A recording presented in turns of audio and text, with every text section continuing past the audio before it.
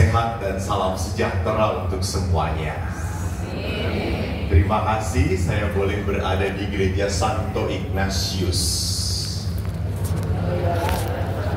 Sabar, saya kan belum selesai. Perlu narik nafas soalnya. Santo Ignatius Loyola. Dan ini pertama kali saya ke gereja ini. Bagus gerejanya, walaupun umatnya kurang bagus. Yang penting kan hatinya dekat dengan Tuhan, betul atau tidak? Kita mau berbicara tentang Bunda Maria. Ada satu lagu yang menarik. Engkau yang dipilih Allah Bapa di surga untuk melahirkan putranya yang kudus. Engkaulah Bunda Kristus, Bunda Sang Penebus segala dosa manusia. Bunda Maria, perawan yang tiada bernoda, hatimu bersinar putih, tiada bercela. Engkau Bunda Al-Masih yang diangkat ke surga, penuh kemuliaan. Hanya wanita.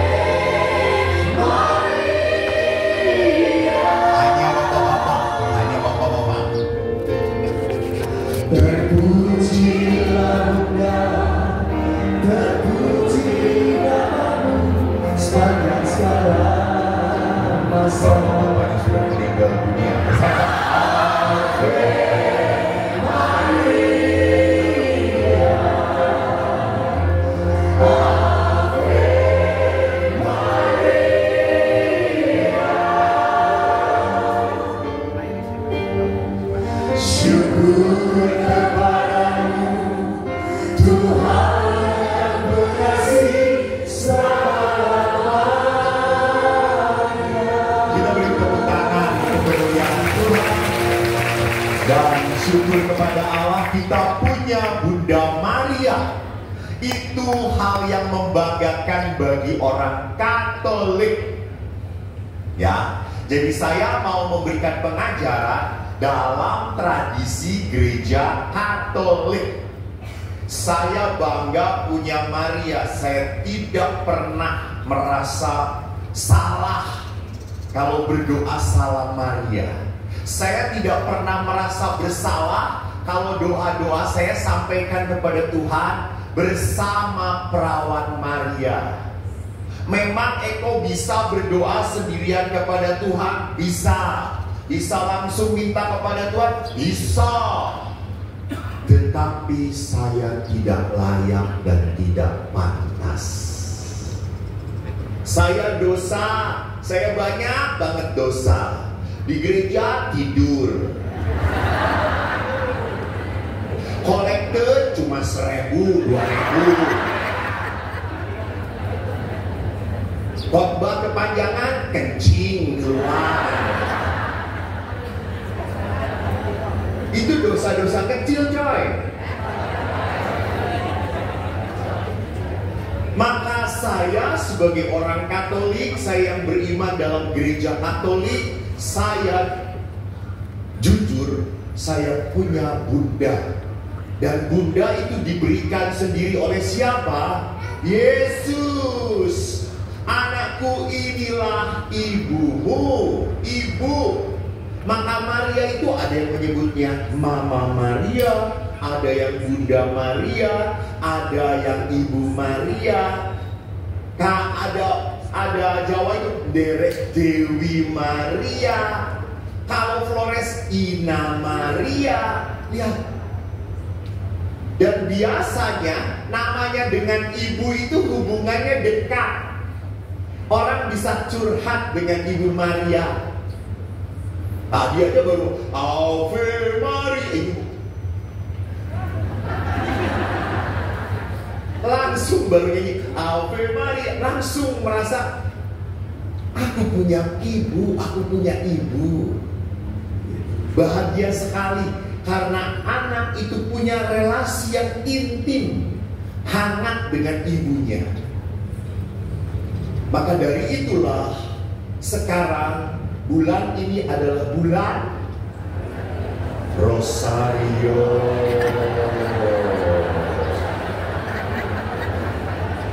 Kalau Mei bulan Maria, sekarang bulan Rosario. Jadi kita menghormati Tuhan bersama doa salam Maria yang kita ucapkan, yang kita kidungkan. Nah, saya pribadi sejak kecil oleh ibu saya diajari doa salam Maria.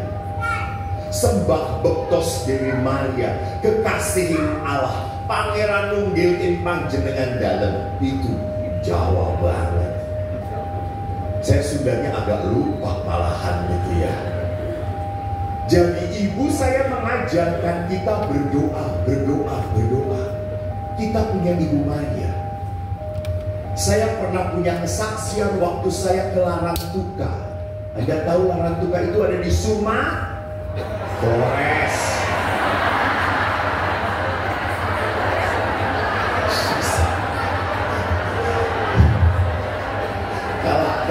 Kalau seminar di depan mbah-mbah itu kacau semuanya. Di Flores Larantuka, itu Flores bagian timur. Ada sebuah tradisi pada saat masa Paskah, terutama Trian Suci, disebut sebagai Samana Santa. Saya datang waktu pertama kali. Jadi waktu itu ada perarakan Tuan Ma dan Tuan Ana, lalu dimasukkan ke dalam gereja katedral. Saya ikut misa dengan Bapak Uskup, dengan beberapa pastor yang datang. Pada saat kami perarakan, saya tuh sudah melihat di awan gelap banget. Dan Bunda Maria itu harus diarak masuk ke dalam gereja, baru misa dimulai. Saya sudah lihat gelap, saya sudah berpikir pasti hujan. Ini katedral, ini pastoran, itu tidak ada kanopi. Lalu saya berpikir, buset, nanti kita basah-basah.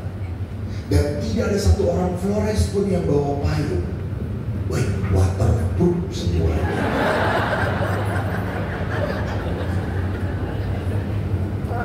Lalu saya bicara dengan Bapak Uskup, Monsinyur, rasanya sebentar lagi hujan, Monsinyur. Kok nggak ada panitia yang menyiapkan payung supaya kita nggak kebasahan, Monsinyur? Monsinyur langsung menatap saya. Wajahnya kayak gini. Romo baru sekali di sini ya. Saya langsung, ya Monsinyur. Romo nanti lihat Bunda Maria masuk, hujan deras. Pasti hujan deras. Karena Maria mau menyucikan.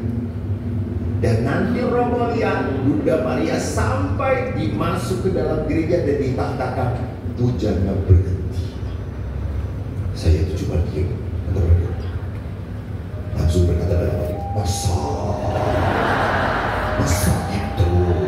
Oh ya? Saya diam. Dan betul, hujan deras banget. Seperti disiram langsung. Gak ada kecil-kecil. Biur. Langsung. Saya berkata, nah rasain. Hujan besar. Maria diarak, muter dengan lagu Ina Maria yang keren itu, jalan masuk. Dan betul, di saat Maria ditahtakan, para pembawanya itu keluar, mati langsung hujan itu. Lalu Uskup melihat pada saya dan berkata, lihat pastor, ampunilah Monsinyur hamba yang berdosa. Kok bisa ya? Saya yakin Bapak Ibu pun punya pengalaman dengan Bunda Maria. Doanya dikabulkan Tuhan karena doa-doa disampaikan dengan Bunda Maria. Maka inilah devosi. Devosi itu adalah apa? Hubungan pribadi karena punya kedekatan. Maka ada devosi rosario, ada devosi hati kudus Yesus, ada devosi kerahiman ilahi, hati saka perawan Maria. Begitu banyak devosi. Nah, kita lihat seperti apa Bunda Maria, bukan seperti itu. Tolong dibahas. Nah, saya ingin mengajak Bapak Ibu untuk berbicara tentang Bunda Maria dari Magnificat, dari Kidung Maria. Saya bacakan terlebih dahulu ya. Beberapa waktu kemudian berangkatlah Maria dan langsung berjalan ke pegunungan menuju sebuah kota di Yehuda. Di situ ia masuk ke rumah Zakaria dan memberi salam kepada Elisabet. Dan ketika Elisabet mendengar salam Maria, melonjaklah anak yang di dalam rahimnya, dan Elisabet pun penuh dengan Roh Kudus. Lalu berseru dengan suara nyaring, "Diberkatilah engkau di antara semua perempuan, dan diberkatilah buah rahimmu. Siapakah aku ini sampai ibu Tuhanku datang mengunjungi aku? Sebab sesungguhnya ketika salammu sampai kepada telingaku, anak yang di dalam rahimku melonjak kegirangan. Dan berbahagialah ia yang telah percaya, sebab apa yang dikatakan kepadanya dari Tuhan akan terlaksana." Lalu kata Maria, "Jiwaku memuliakan Tuhan. Hatiku bergembira karena Allah Juru Selamatku. Sebab ia telah memperhatikan kerendahan hamba-Nya. Sesungguhnya mulai dari sekarang, segala keturunan akan menyebut aku berbahagia. Karena Yang Maha Kuasa telah melakukan perbuatan-perbuatan besar kepadaku, dan namanya adalah kudus. Rahmat-Nya turun-temurun atas orang yang takut akan Dia. Dia memperlihatkan kuasa-Nya dengan perbuatan tangan-Nya dan mencerai-beraikan orang-orang yang congkak hatinya. Ia menurunkan orang-orang yang berkuasa dari tahtanya dan meninggikan orang-orang yang rendah. Ia melimpahkan segala yang baik kepada orang yang lapar dan menyuruh orang yang kaya pergi dengan tangan hampa. Ia menolong Israel hamba-Nya karena ia mengingat rahmat-Nya seperti yang dijanjikannya kepada nenek moyang kita, kepada Abraham dan keturunannya untuk selama-lamanya. Dan Maria tinggal kira-kira 3 bulan lamanya bersama dengan Elisabet, lalu pulang kembali ke rumahnya. Demikianlah sabda Tuhan. Terpujilah Kristus. Lihat bahwa ada kuasa Tuhan terjadi pada Elisabet karena Elisabet mandul. Dia sudah tidak mungkin punya keturunan, tetapi karena Tuhan terjadi. 2. Maria sedang bertunangan dengan Yusuf. Malaikat Gabriel datang dan memberi salam kepada Maria. Engkau terberkati. Engkau akan mengandung seorang anak dan akan dinamai Yesus. Maria bukan ragu, bukan mempertanyakan. Maria hanya mengatakan, bagaimana mungkin itu terjadi? Karena aku belum bersuami. Gabriel berkata, Roh Kudus akan turun atasmu. Lihat. Jadi perhatikan, ini 2 perempuan yang diberkati dengan Roh Kudus. Ada kuasa Tuhan. Jadi kalau Tuhan sudah campur tangan, seringkali tidak masuk akal. Itu yang dikenal dengan apa? Mujizat. Mujizat. Mujizat terjadi karena Tuhan campur tangan. hal yang tidak mungkin menjadi mungkin. Ibu, bapak, jangan berpikir mujizat itu selalu yang besar-besar. Nah. Banyak hal mujizat yang kecil-kecil dalam hidup kita. Contoh, makan aja. Ada yang dimakan, mau makan, dan bisa makan. Itu kan mujizat. Karena ada yang mau makan, bisa makan, tidak ada yang dimakan. Orang miskin, pemulung, ya tidak. Ada yang dimakan, bisa makan, tapi nggak mau makan. Itu ibu-ibu yang ingin badannya lurus-lurus.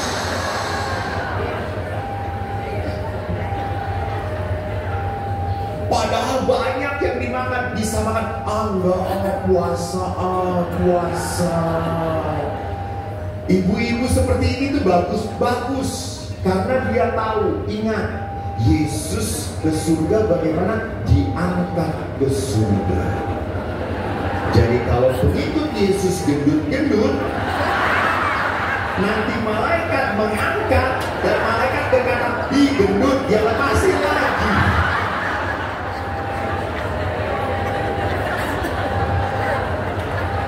Tolong bertobatlah. Pintu kerajaan itu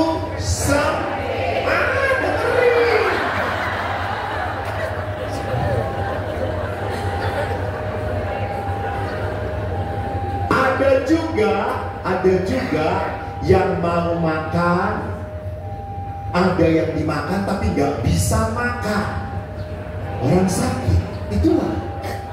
Jadi hal kecil, makan saja berkat Tuhan, mujizat dari Tuhan. Maka kalau kita lihat bagaimana kita belajar dari catatan kecil Magnificat ini menarik. Bunda Maria, emang wajah saya kurang besar ya harus ditampil di sini. Rasanya wajah ini udah cukup deh. Tuh kan jadi macet. Nah lu jadi bingung. Oke. Bunda Maria menyadari bahwa dia dikaruniai rahmat istimewa, dipilih menjadi Bunda Allah, namun ia rendah hati. Ini bagus. Ini sikap yang berkenan pada Allah. Orang ini diberkati, Maria ini diberkati, tapi Maria semakin rendah hati. Itu keren. Karena seringnya kalau orang dapat berkat, dapat kehebatan, jadi sombong. Karena ada orang yang sering ke gereja, rajin, tiap hari ke gereja, seminggu 9 kali. Kan hari minggunya kan 3 kali di sini. Jadi minggu pertama jadi lektor, minggu kedua jadi tata tertib, misa ketiga jadi kolektor. Itu ya. Bapak saya itu kalau minggu bisa 4 kali misa. Sampai ibu berkata, udah Pak, buat tenda aja di gereja. Jadi ada orang yang begitu aktif banget ke gereja, seringkali omongannya menyakitkan dengan orang yang jangan iya gitu. Seringkali merendahkan orang yang jarang ke gereja. Kamu jarang ke gereja, lihat namaku sudah tertulis di kuburan.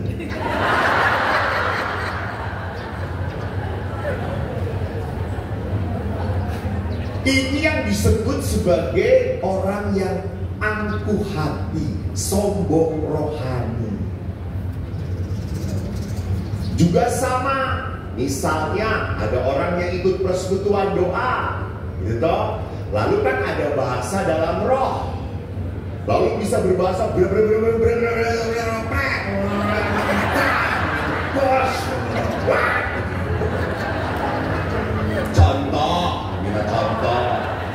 jangan disiarin, nanti saya diprotes.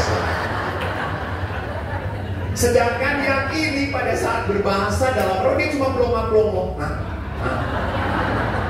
Terus dia hanya Yesus, Yesus, Yesus. Lalu temannya, kamu gak bisa bahasa roh ya? Gak bisa.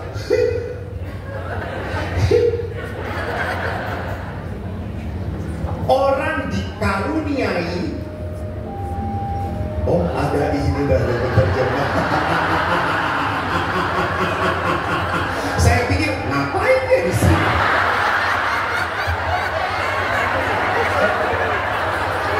Oh, enggak. Terima kasih.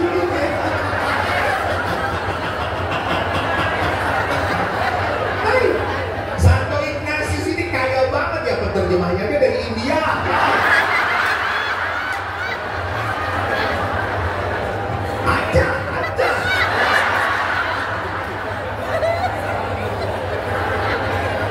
Dia kan bisa bahasa Indonesia kan?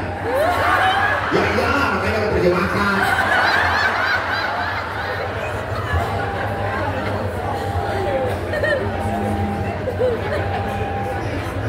Sama, seringkali juga kita berpikir saya diberkati, saya makin banyak. Dan kita lupa setelah diberkati, kita pun harus membagi berkat. Ibu-ibu jangan lupa kalau membagi berkat itu bukan masalah money, uang, bukan. Ibu senyum itu berkat. Oh jangan pelongo-pelongo. Udah giginya tinggal 2, ya berkat.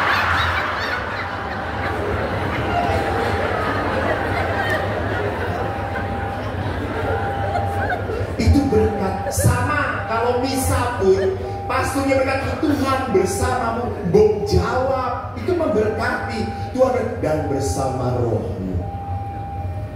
Itu pun memberkati. Anda punya waktu, kunjungi saudara-saudarimu yang sakit. Doakan, jangan ngegosip. Romonya sering datang nggak? Enggak, memang Romo itu males.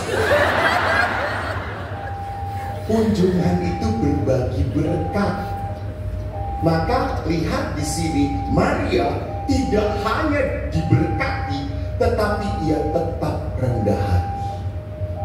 Saya diberkati Tuhan bukan karena saya baik, tetapi karena Tuhan baik. Contoh, misalnya contoh, ibu-ibu di sini pada misa. Ini kan dari PD Santa Ana. Misa jam 5, setengah 5 sudah datang rosario hening. Yang sini kan anak-anak kegelapan. Contoh, jangan tersinggung. Misa jam 5, pas komuni baru datang. Lalu komunilah mereka satu-satu. Tubuh Kristus, tubuh Kristus, tubuh Kristus. Saya tanya, ini kan datangnya terlambat, gak mempersiapkan. Apakah ibu-ibu yang di sini menerima tubuh Kristus? Hah?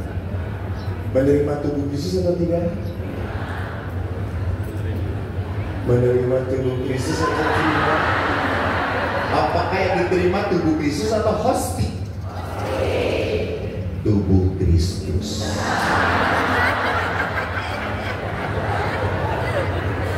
Itu hebatnya Tuhan. Walau Anda datang pas komuni, tidak ikut membuka liturgi sabda, apalagi kolektif, tidak ikutan. Apakah Anda menerima tubuh Kristus? Terima tubuh Kristus.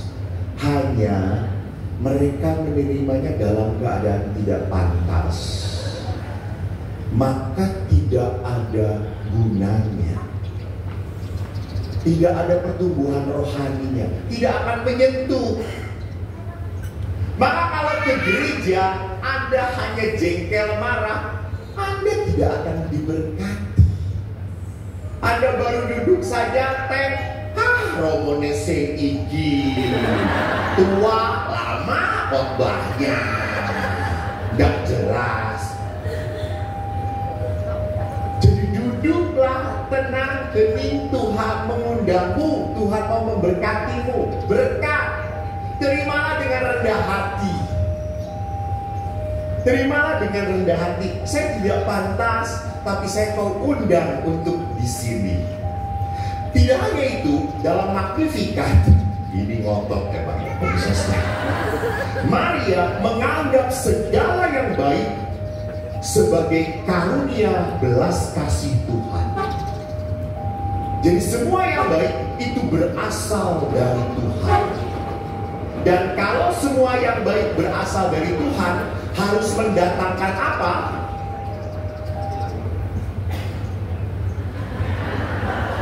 Praise God. Makanya kalau bisa sebelumnya, kalau semua yang baik berasal dari Tuhan, maka kita harus apa kepada Tuhan? Pinter.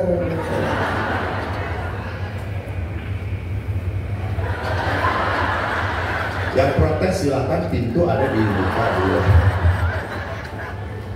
Justru kebaikan Tuhan harus melahirkan pujian, rasa syukur. Semua kebaikan yang diberikan Tuhan harus membuat manusia bersyukur. Bersyukur. Maka Santo Paulus selalu menyatakan, bersukacitalah senantiasa dalam doa dan ucapan syukur. Bersyukur. Bersyukur. Walaupun sulit disyukuri, yang paling sulit disyukuri adalah hidup bersama pasangan. Selalu jengkel tiap hari. Apalagi suami itu makin tua makin budek.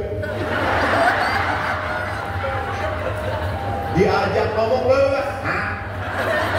Lo, hah?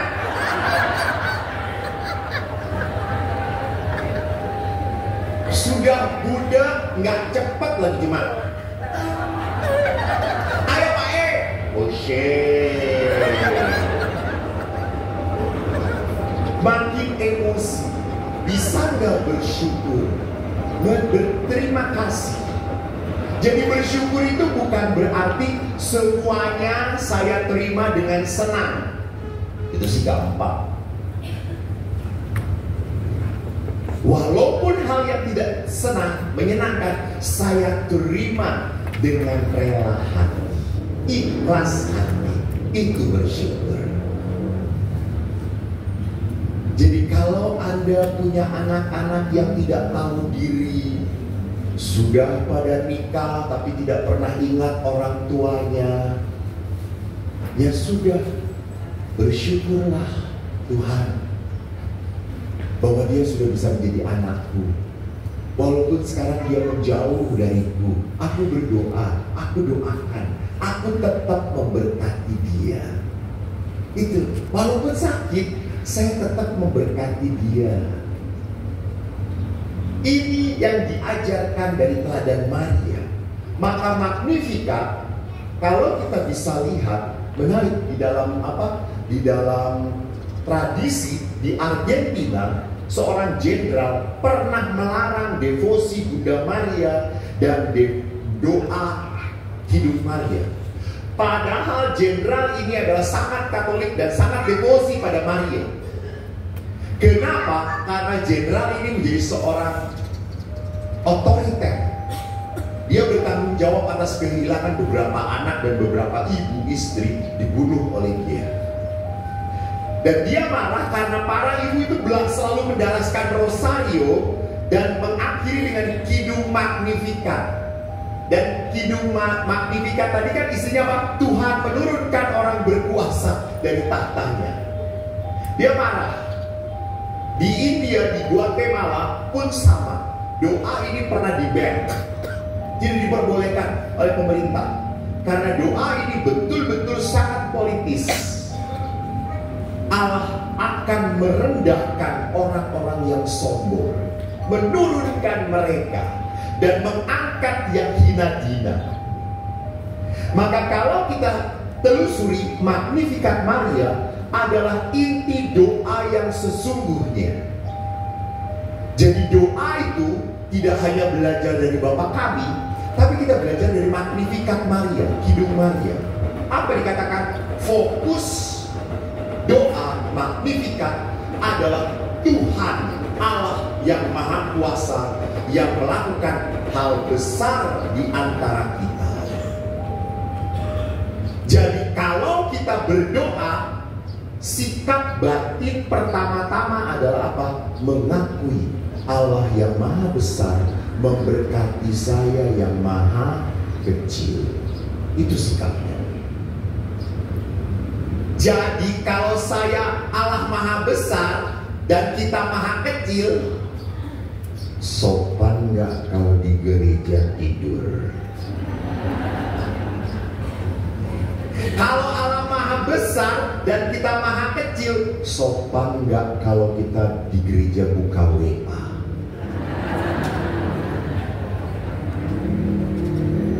Betul? Kalau Anda sudah sadar dan masih melakukan, biar Tuhan mengambil nyawa Anda.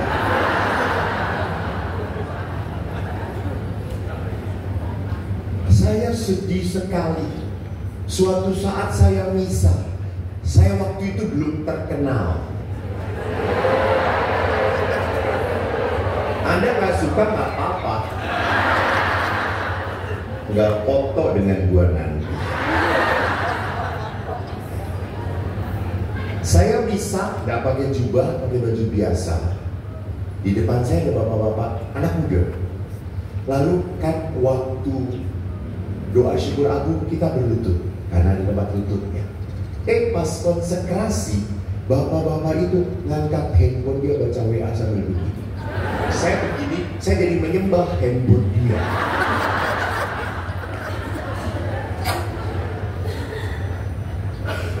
Nah, saya prihatin. Lah kok hanya untuk 1,5 jam aja dari seminggu loh ya, 1,5 jam kita di Ekaristi, lo kok nggak mau taat sih? Katanya Allah Maha Besar, kita maha kecil. Lah kok kampret sih? Saya sedih banget. Kadang-kadang kalau sedang misa, tiba-tiba ger bunyi, keluar, terima telepon dulu, edan. Dia nggak tahu kalau Tuhan sudah memanggil dia kayak apa. Jadi ini orang yang tidak punya sikap batin yang baik dan benar. Kalau kita sadar doa itu apa, fokus doa itu siapa? Allah yang Maha Besar dan saya berhadapan sebagai makhluk yang maha kecil. Maka hidup Maria, seperti halnya hidup Sang Putra, merupakan wujud nyanyian pujian. Dia bersyukur. Maka Maria selalu puji Tuhan. Karena apa? Karena saya itu tidak ada artinya di depan Tuhan. Saya itu tidak ada apa-apanya. Tetapi toh Tuhan tetap baik pada saya. Toh Tuhan tetap memberkati saya. Saya kan kadang-kadang banyak didatengin beberapa orang, mau ngobrol, mau cerita. Namanya ibu-ibu ini, kalau sudah ketemu, ngomong 5 menit. Anda tahu toh 5 menitnya ibu-ibu?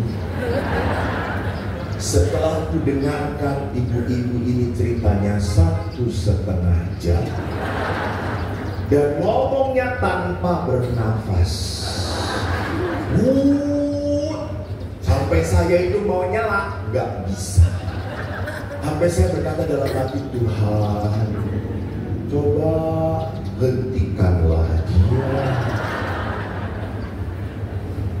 Tuhan, saya bersyukur saya 1,5 jam ini aja menderita, apalagi suaminya. Tuhan, kuatkanlah suaminya Tuhan. Suaminya belum masuk neraka, sudah tinggal di neraka. Jadi pada saat tertentu, kadang-kadang ngedengerin orang, saya juga bingung.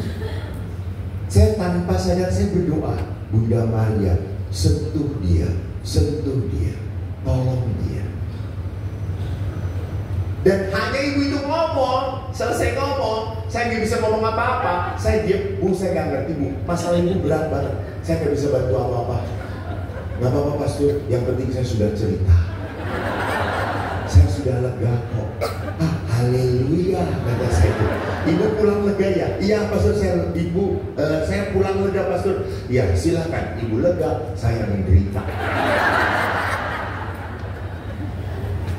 Jangan pernah lupa, saudara-saudari yang terkasih, kalau Anda mau memberkati, seperti apapun berkatnya, Anda harus siap berkorban. Berkorban. Gak ada memberkati itu tanpa pengorbanan. Gak ada. Harus berkorban. Kalau saya mau memberikan waktu saya, berarti saya harus berkorban. Gak nonton drama Korea. Kalau saya mau menyapa teman sepelayanan, padahal dia menjengkelkan, padahal dia menyebalkan, saya harus mengorbankan perasaan. Ya atau tidak? Kalau saya mau ikut ekaristi, padahal khotbah pastornya tidak menarik dan tidak bisa dimengerti dan panjang banget, saya harus berkorban untuk mematikan handphone, untuk datang. Saya mau berdoa. Fokus saya Tuhan. Sama, kalau Anda mau doa pribadi pun Anda harus mengorbankan. Kalau Anda ingin punya keluarga yang bahagia, kan pasti semuanya ingin punya keluarga yang bahagia, ya atau tidak? Jangan pernah lupa, keluarga Anda bahagia kalau Anda mau berkorban, bukan mengorbankan. Tapi saya yang mau berkorban. Kalau saya mau bahagia, apa yang saya lakukan untuk keluarga saya? Saya mau nggak memaafkan?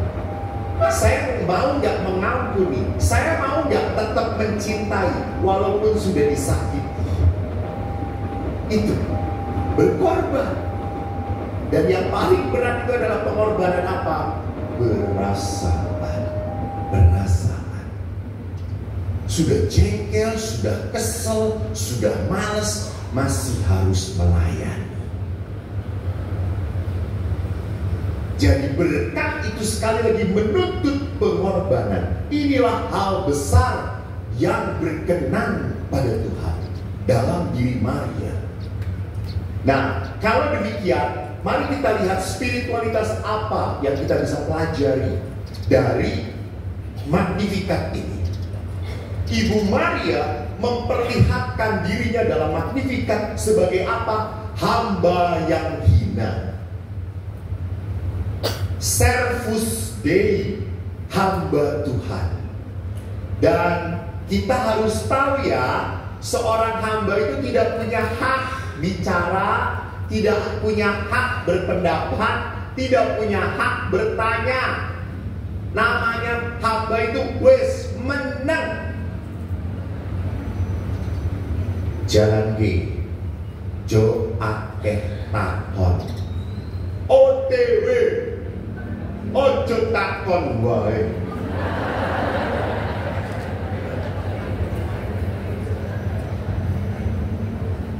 Jadi kalau Maria itu hamba, Maria sadar, walaupun saya tidak mengerti apa sih yang Tuhan mau, apa sih yang Tuhan maksud, tapi Maria menerima. Itu hamba, itu hamba.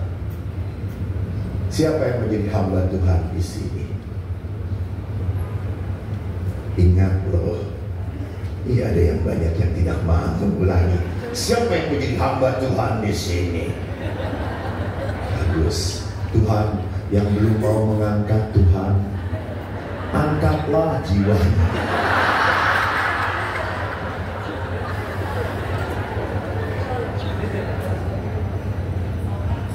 Saudari-saudara, jangan lupa, pada saat menempatkan diri sebagai hamba, Maria sebagai hamba, Maria juga punya gelar Bunda Tujuh Kedukaan. Jadi kalau saya mau jadi hamba, saya harus siap apa? Saya harus siap apa? Berkorban. Hamba. Karena banyak sekali dalam kehidupan kejadian yang terjadi pada kita tidak seperti yang kita bayangkan, tidak seperti yang kita inginkan. Kan banyak ibu-ibu tuh romo, saya itu ingin punya mantu yang baik, mantu laki-laki yang baik pada anak saya, hormat pada mertuanya, rajin kerja, rajin berdoa, takut akan Tuhan, selalu setia ke gereja. Terus saya ngomong, ibu, anak ibu pasti dapat pasangan di surga nanti. Kriterianya berat banget, coy. Sempurna banget.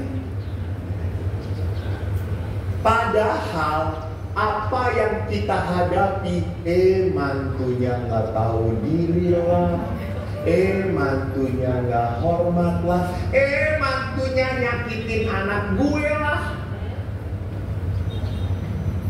So, apa yang harus kita lakukan? Saya mungkin bertanya, Tuhan, kenapa ini terjadi?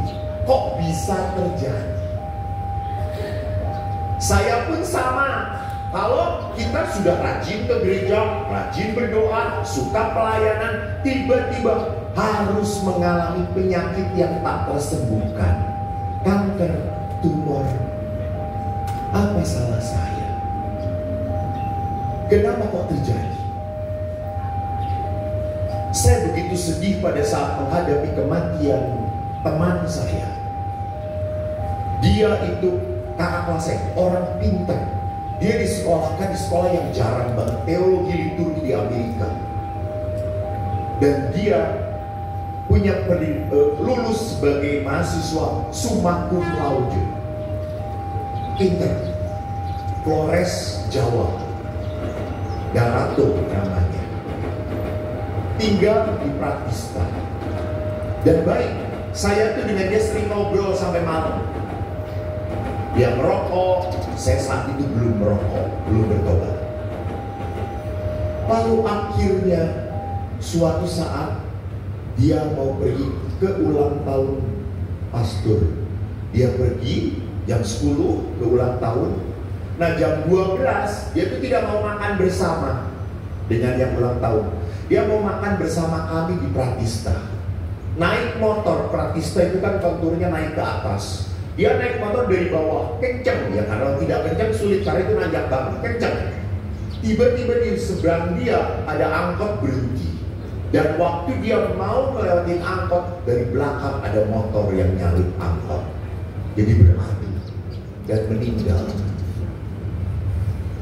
Pada saat itu saya sebagai pastor, saya berontak. Tuhan, kami sudah menyekolahkan dia, sudah sekolah bagus-bagus, dia itu mau jadi dosen terbaik di tempat kita. Nggak ada lagi. Ini satu-satunya. Lah kok mati? Matinya pun mengenaskan.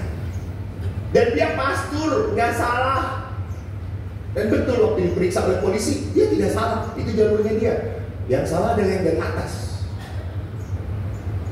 Tetapi lihat, banyak hal yang tidak kita mengerti.